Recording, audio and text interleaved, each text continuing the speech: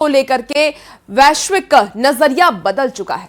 सवाल ये नहीं है कि भारत उभरेगा या नहीं, सवाल ये है कि भारत कितनी तेजी से और कितनी ऊंचाई पर पहुंचेगा। 2025 में अंतरराष्ट्रीय संस्थाएं, वैश्विक बाजार और रणनीतिक मंच एक सुर में भारत के उस यात्रा की गवाही दे रहे हैं जो शोर नहीं मचाती लेकिन असर गहराई तक छोड़ती है। इतनी बड़ी संख्या में आप सब आशीर्वाद देने आए, मैं आपका बहुत बहुत आभारी हूं। आज हम समुद्र से समृद्धि का महा उत्सव मना रहे हैं। भारत के समुद्री तट भारत की समृद्धि के प्रवेश द्वार बनने वाले हैं।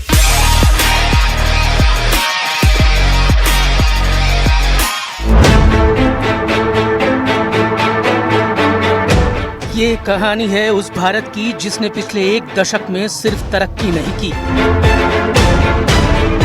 बल्कि दुनिया के भरोसे को नए सिरे से गढ़ा। मोदी सरकार के दौर में नीतियां डगमगाई नहीं, दिशा कभी भटकी नहीं और फैसले तात्कालिक लाभ के लिए नहीं बल्कि आने वाली पीढ़ियों को ध्यान में रखकर लिए गए। यही वजह है कि आज दुनिया भारत को एक ऐसे देश के रूप में देखती है जो घोषणाओं से नहीं, ठोस नतीजों से अपनी पहचान बनाता है।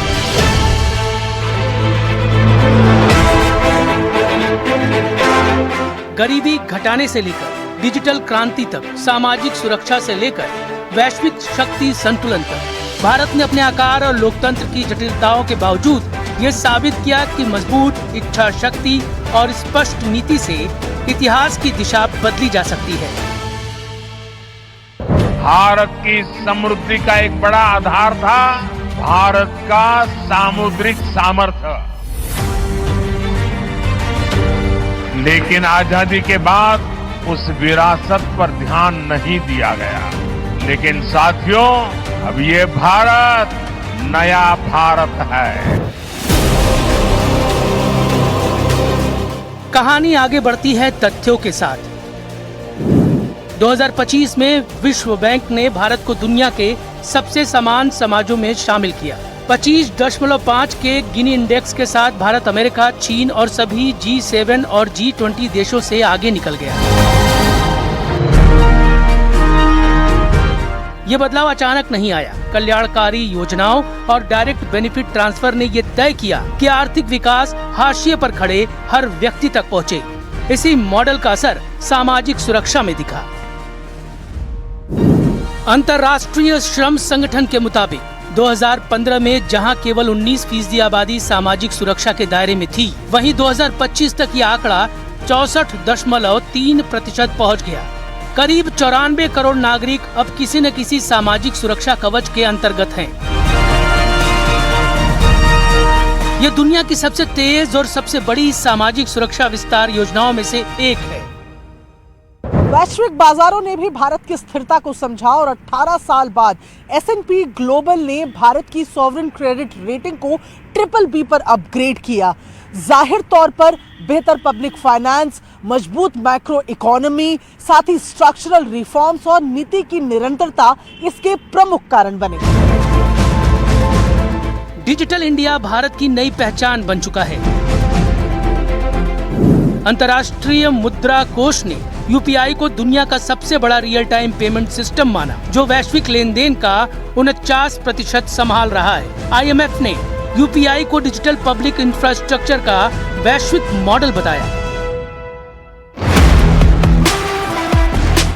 वॉशिंगटन में IMF प्रमुख क्रिस्टालिना जॉर्जीवा ने भारत को वैश्विक विकास का इंजन कहा और खुले तौर पर भारत की डिजिटल और नीतिगत क्रांति की सराहना की। वे कहती हैं, मुझे भारत पर पूरा भरोसा है। भारत अब सिर्फ उपभोक्ता अर्थव्यवस्था नहीं बल्कि इनोवेशन हब बन रहा है। WIPO की रिपोर्ट बताती है कि 2014 से 2024 के बीच अमूर्त परिसंपत्तियों वाली यानी रिसर्च, सॉफ्टवेयर, डेटा और डिजाइन में भारत सबसे तेज बढ़ने वाले देशों में शामिल रहा। QS world future skilled index ने भारत को डिजिटल स्किल्स में दुनिया में दूसरा स्थान दिया, कनाडा और जर्मनी से भी आगे। गरीबी उन्मूलन के मोर्चे पर भी भारत ने ऐतिहासिक काम किया। विश्व बैंक की रिपोर्ट बताती है कि पिछले 10 वर्षों में 17.1 करोड़ से ज्यादा लोग गरीबी रेखा से बाहर निकले।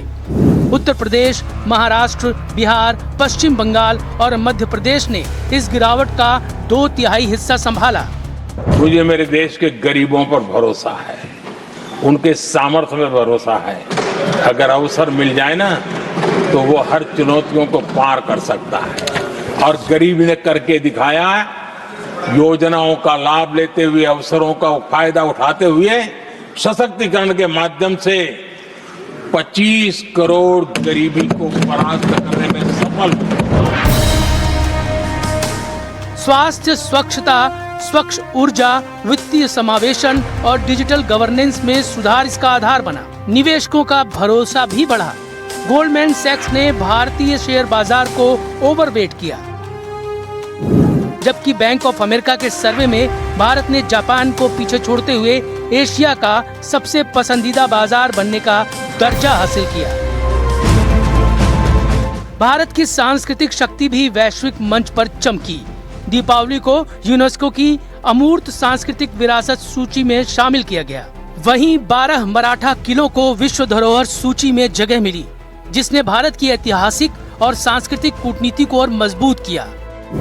विश्व बैंक ग्लोबल फिनडेक्स के मुताबिक 2011 में जहां केवल 35% भारतीयों के पास बैंक खाता था, वहीं 2024 तक यह आंकड़ा 79% पहुंच गया। जनधन योजना ने न केवल खाते खोले बल्कि करोड़ों लोगों के लिए आर्थिक तरक्की के दरवाजे भी खोले।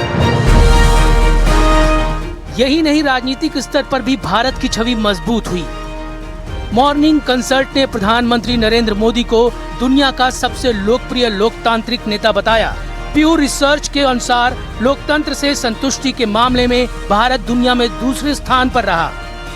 नवाचार और रणनीतिक ताकत में भारत की छलांग साफ दिखी। ग्लोबल इनोवेशन इंडेक्स में भारत 2015 के 81वें स्थान से सीधे 38वें स्थान पर पहुंचा। क्यूएस एशिया यूनिवर्सिटी रैंकिंग में भारतीय विश्वविद्यालयों की संख्या में 1000% का उछाल आया।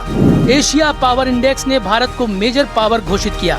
स्टैनफोर्ड यूनिवर्सिटी की रिपोर्ट में भारत एआई प्रतिस्पर्धा में दुनिया में 3रे स्थान पर पहुंच गया।